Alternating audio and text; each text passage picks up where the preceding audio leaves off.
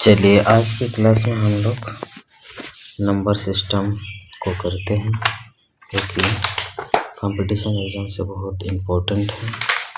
तो चलिए इस चैप्टर को हम लोग शुरू करते हैं। सबसे पहले हम लोग देखते हैं पूर्णांक संख्या। क्या देखेंगे? पूर्णांक संख्या। पूर्णांक संख्या। पूर्णांक संख्या किसे कहते हैं? संख्या का ऐसा युग्म जिसमें पूर्ण संख्या के साथ साथ ऋणात्मक भी शामिल होते हैं, यानी कि पूर्ण संख्या के साथ साथ ऋणात्मक भी संख्या भी शामिल होते हैं, उसे हम लोग पूर्ण संख्या कहते हैं। इसे हम लोग किससे दिखाते हैं? आई से दिखाते हैं। किससे दिखाते हैं? आई से दिखाते हैं। यानी कि हम लोग देख सकते हैं आई यानी कि पूर्ण संख्या 1 2 3 4 5 6 ऐसे जाते रहेगा। उसके बाद इधर ऋणात्मक संख्या भी शामिल करने के लिए बोला है, यानी कि ऋणात्मक संख्या क्या हो जाएगा? -1 -2 -3 ऐसे इधर बढ़ते रहेंगे। तो इसी को हम लोग पूर्णांक संख्या कहते हैं। ठीक है, जो ऋणात्मक संख्या के साथ साथ पूर्ण संख्या भी शामिल होते हैं, उसे हम लोग पूर्णांक संख्या कहते हैं। क्या कहते हैं? पूर्णांक संख्या कहते हैं। जैसे धनात्मक या फिर इसी को बोलेंगे पूर्ण संख्या। धनात्मक या फिर पूर्ण संख्या। धनात्मक या पूर्ण संख्या किसे कहेंगे? जब प्रकृत संख्या में जीरो को भी शामिल किया जाता है, उसे ही हम लोग पूर्ण संख्या कहते हैं। पूर्ण संख्या या फिर धनात्मक संख्या कहते हैं। जैसे एग्जाम्पल में लिखेंगे इसका 0 1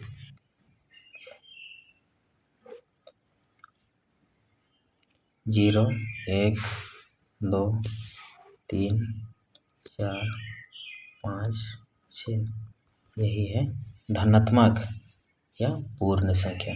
यानी कि जब प्रकृत संख्या के परिवार में जीरो को भी शामिल किया जाता है, यानी कि जीरो को भी शामिल किया जाता है, उसे हम लोग धनात्मक या फिर पूर्ण संख्या कहते हैं। लगातार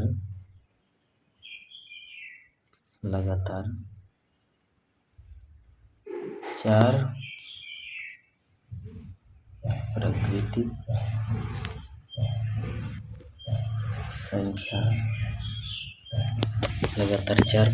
संख्या का गुणनफल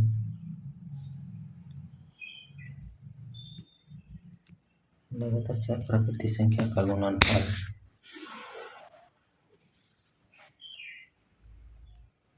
24 से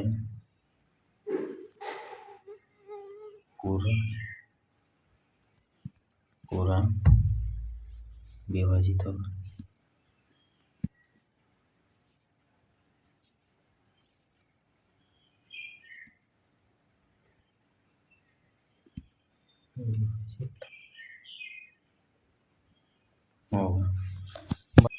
नेक्स्ट क्या है? प्राकृतिक संख्या। यानी कि प्राकृतिक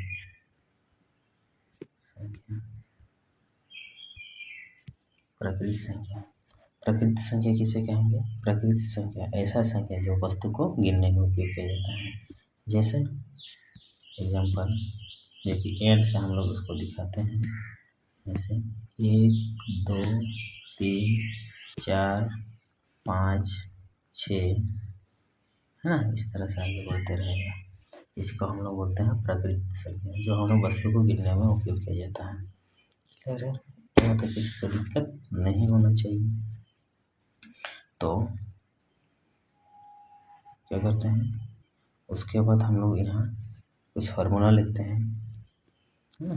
यानी कि पहला फार्मूला एक नंबर में हम लोग होगा, एक नंबर का हम लोग हो जाएगा पहला, यानी कि प्रथम n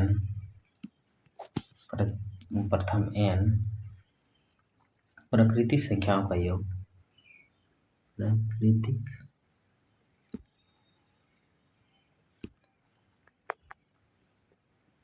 संख्या का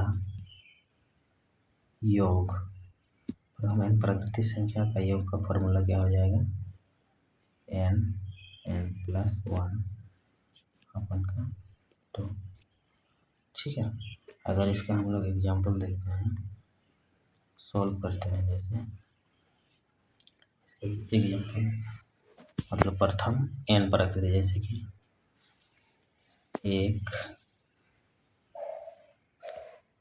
1 2 3 4, प्रथम n कितना तक है 4, यानी कि 4 का, तो यहाँ n कितना हो जाएगा, n बराबर कितना हो जाएगा 4 हो जाएगा, है ना, 4 हो जाएगा। तो उसके बाद हम लोग का फार्मूला क्या है, यहाँ पर फार्मूला क्या है, प्रथम n प्राकृतिक संख्या का योग का फार्मूला क्या है, n n+1, n कितना है 4 है, 4 + 5 है, 1 5 है, 2 तो ये कितना है 10। तो ये कितना हो जाएगा, प्रथम चार प्राकृतिक संख्या का योग कितना हो जाता है 10। ठीक है, उसके बाद हम लोग नेक्स्ट बात करते हैं, दूसरा नंबर फार्मूला क्या है इन लोग का, प्रथम n प्राकृतिक संख्या, प्रथम n प्राकृतिक संख्या का वर्गों का योग,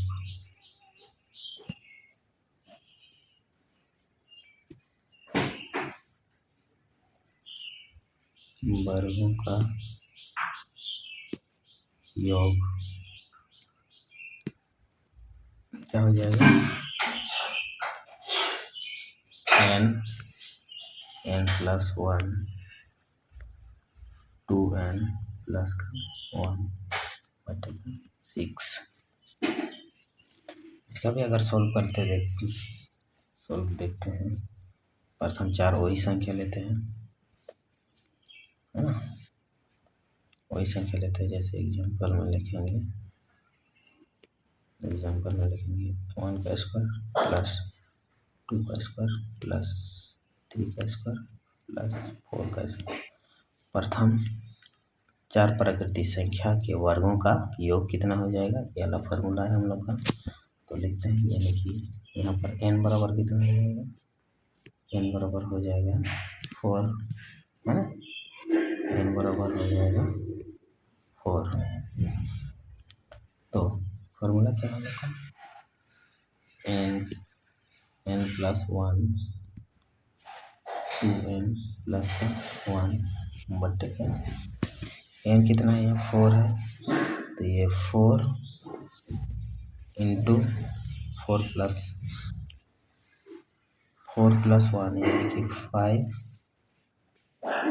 इंटू 2n यानी कि 8 प्लस का 1 9/6। कितने से कटेगा, 2 दूनी 4, 2 3 6, 3 3 9, 5 9 10 यानी कि 30। तो ये कितना हो जाएगा 30। तीसरा नंबर में हो जाएगा, प्रथम n प्राकृतिक संख्या के घनों का योग।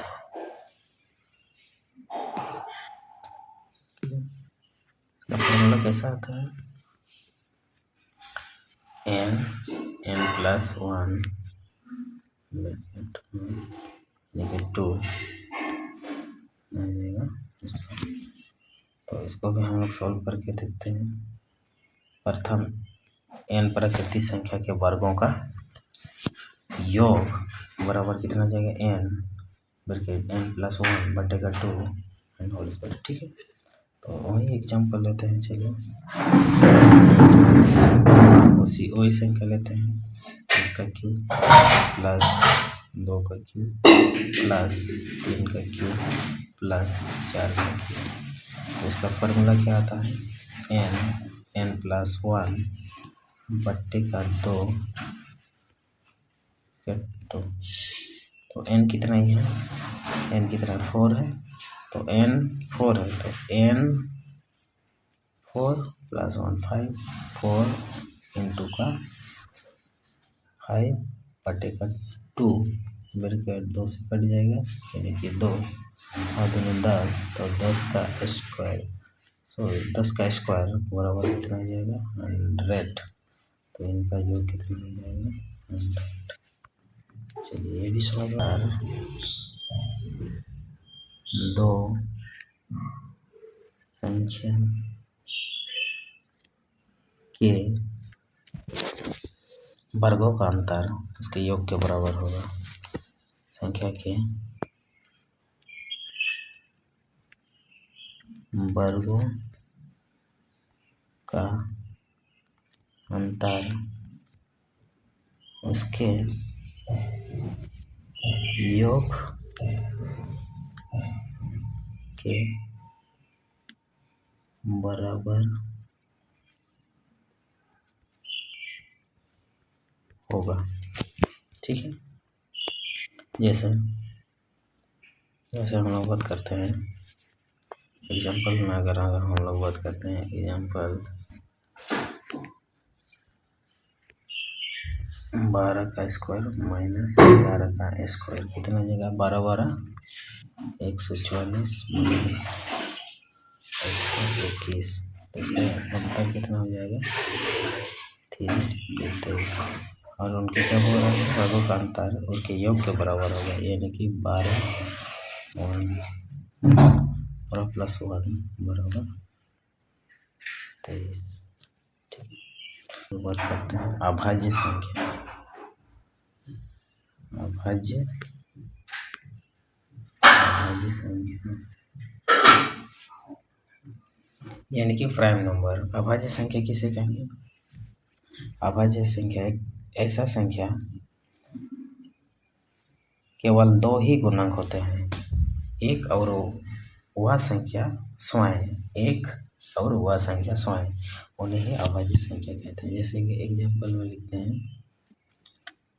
2 3 5 7 11, एक आ जाएगा 13, एक आ जाएगा 17 19 जो है ना, इस तरह से इसे चलते रहेगा। मतलब कि जिसका गुना 2 ही गुणांक हो, एक तो एक हो और वह संख्या स्वयं हो, यानी कि 3 अंकों की सबसे छोटी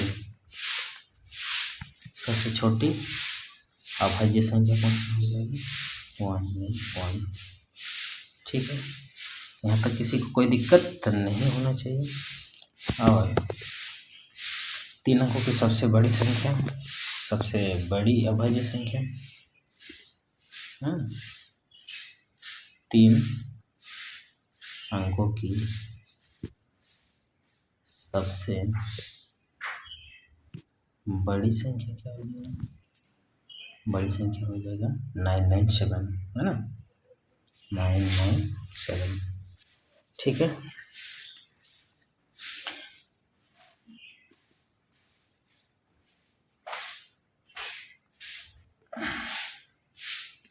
उसके बाद हम लोग बात करते हैं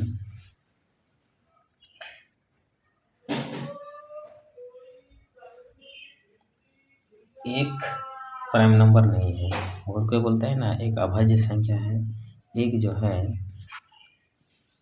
ठीक है, पहला नोट, दूसरा और तीसरा नोट में क्या है, एक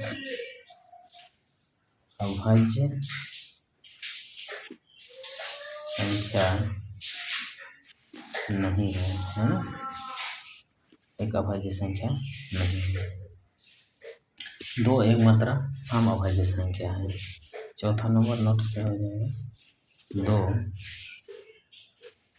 अभाज्य संख्या है, अभाज्य संख्या है जो एक मात्रा सम संख्या है,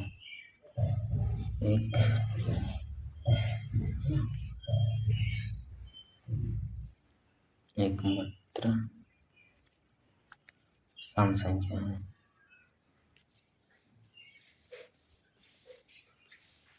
सम संख्या है, ठीक है। उसके बाद नेक्स्ट बात करते हैं, नेक्स्ट बात करते हैं, मतलब कि एक युग्म आता है ना, एक लौता जोड़ा है। फिर चौथा नोट्स में बात करते हैं, यानी कि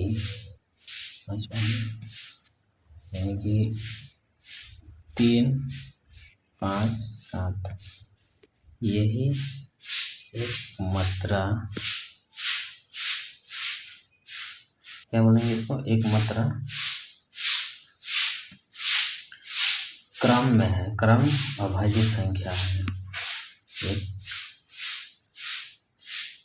मात्रा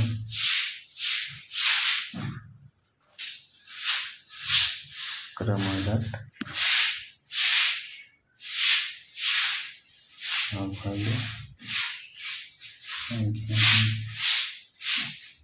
ठीक है। अभाज्य संख्या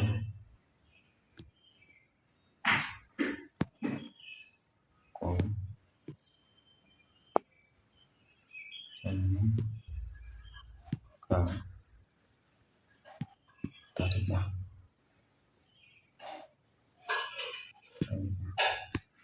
कैसे पहचानेंगे,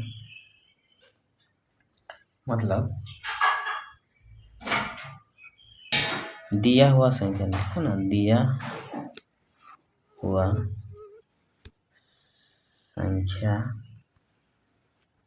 के बड़ा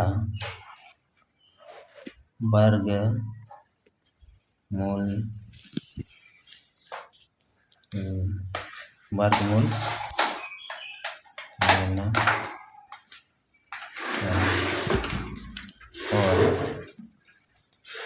और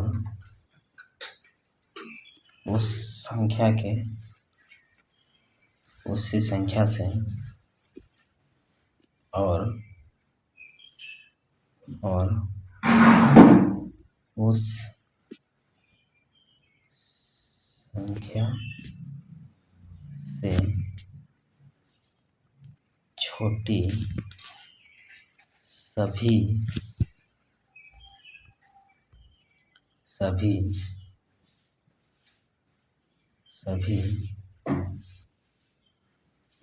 अभाज्य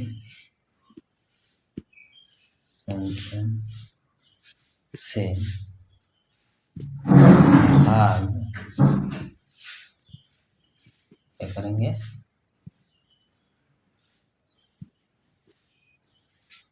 भाग करके देखना है ना। मतलब जो भी संख्या दिया हुआ रहेगा उस संख्या से बड़े एक वर्गमूल संख्या लेना है, और उससे जितना छोटा संख्या होगा उनसे उस संख्या को बड़ी से भाग देना है। अगर पूरा भाग जाता है तो वो अभाज्य संख्या होगा, अगर वो नहीं जाता तो वो अभाज्य संख्या नहीं होगा, ठीक है। तो चलिए थोड़ा सा इसका एग्जाम्पल भी लेते हैं, एग्जाम्पल से समझते हैं। जैसे क्या एग्जाम्पल है, एक संख्या, कोई भी संख्या ले लीजिए, 3, 4, 9 ये वाला संख्या ले लिए, 19 का है ना। तो 19 से छोटा अभाज्य संख्या कौन कौन से होंगे? यानी कि एक अभाज्य संख्या है, एक अभाज्य संख्या नहीं है, 2 है, बिल्कुल है 2, है ना, 3 है, 3 है, 4 है, नहीं है, 5 है, बिल्कुल है, 6 है, नहीं है, 7 है, यस है, 8 है, नहीं है, 9 है, नहीं है, 10 है, नहीं है, 11 होगा, उसके बाद 12 है, नहीं है, 13 है, बिल्कुल है, 14, 15, 16, 17, 17 आ जाएगा, 18 नहीं, 19। इन संख्या से भाग करके देखो, इन संख्या को अगर पूरा पूरा भाग जा रहा तो भाज्य संख्या, अगर इससे पूरा पूरा भाग नहीं जा रहा तो अभाज्य संख्या। 2 से तो नहीं जाएगा, ये तो मेरा कट हो गया। 3 से जाएगा, 3 से भी नहीं जाएगा। 5 से जाएगा, बिल्कुल नहीं जाएगा। 7 से जाएगा, 7 3 21, 7 4 28, 5 ये भी तो नहीं जा रहा है ना, 7 से भी नहीं जा रहा। 11 से बिल्कुल नहीं जा रहा। उसके बाद 13 से, 13 दूनी 26, 27 28 29 30 31 32 33 34, ये भी तो नहीं जा रहा है ना। 17 से भी नहीं जा रहा। 19 से भी नहीं जा रहा। तो क्या है, यानी कि यहाँ क्या लिख रहा है हम लोग को, 349 अभाज्य संख्या है। क्या है, अभाज्य संख्या है, ठीक। सह अभाज्य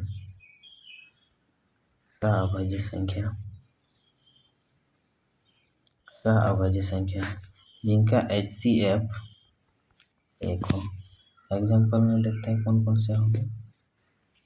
4, 9 और क्या कहा जाएगा, 15, 22, ऐसे बहुत सारे संख्या हैं, 39 एंड 40, बस यही सब संख्या है। तो यदि आज की क्लास को हम लोग यही समाप्त करते हैं, फिर मिलते हैं नेक्स्ट क्लास में। अगर अभी तक किसी ने चैनल को सब्सक्राइब नहीं किया तो ज़रूर सब्सक्राइब कीजिए। इसी तरह का हम लोग टॉपिक लेते आएंगे। तो